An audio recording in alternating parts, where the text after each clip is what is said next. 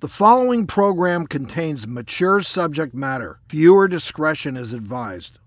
Dr. Ish and I are joined by Anthony. Welcome to the show. Hi, thanks so much for having me, guys. Appreciate you. Thanks so much for being here. My pleasure. You're a good man. Yeah. Thank you, I try. Good brother. Thank you very much. My life has been so different without her in so many ways, from the regular stuff to just being a caretaker to just the things I miss the most is the little things at home, her messing with me, and I miss those little things so much. Well, something clicked in you early on that you decided I'm going to be the best possible big brother that can be there for my sister, and you were. Yeah, I mean, obviously, one, I just always want to be the best in everything I do, as everybody should, kind of like Mamba mentality, you know, what Kobe Bryant always said. But obviously with certain circumstances in our lives, with, you know, her dad leaving her when she was 1 year old, our mother having many issues, so I knew eventually I was going to have to really step up in a big way, obviously not knowing the things that were going to happen. But, you know, I loved it though. I was, 20, 21 years old, taking her to kindergarten. Like, it was cool. It gave me a purpose that I never thought I'd ever have in life. For an individual and their family getting a cancer diagnosis once in their life is life-changing. Mm-hmm. But for you, for Gianna, there was a second cancer diagnosis. Yeah. So the first time, I never had any doubts. No doubts at all. It was hard. It was emotionally hard. There was a lot of tears, a lot of struggle, but I never had any doubts. The second cancer, they basically said she had no chance. And she never complained. Oh, wow. She never complained. Like, imagine doing chemo, radiation, and physical therapy. And just be like, what's for dinner?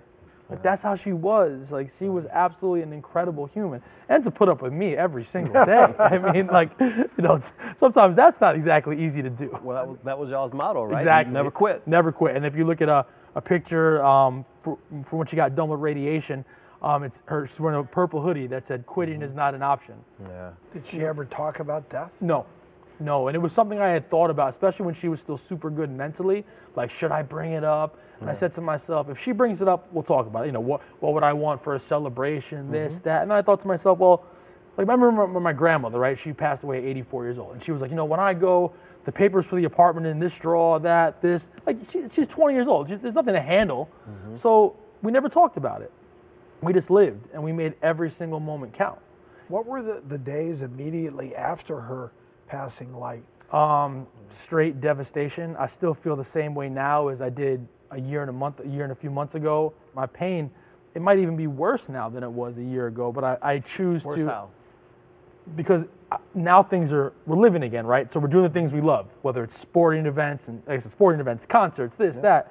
She came with me to all that stuff. Yeah. And now I'm back living, and I almost feel guilty at times. Yeah. Like, the New York Knicks recently had opening night, and I was there, and I had a big event, and I brought a big group of people. She was always at all my events. Yeah. And I woke up Thursday morning after the Knicks did win on opening night, and I felt so sad, and I felt so guilty for it was one of the best nights of my life at the Garden, and I felt so guilty about it. But I know I shouldn't, and I know she would not want that, but I did.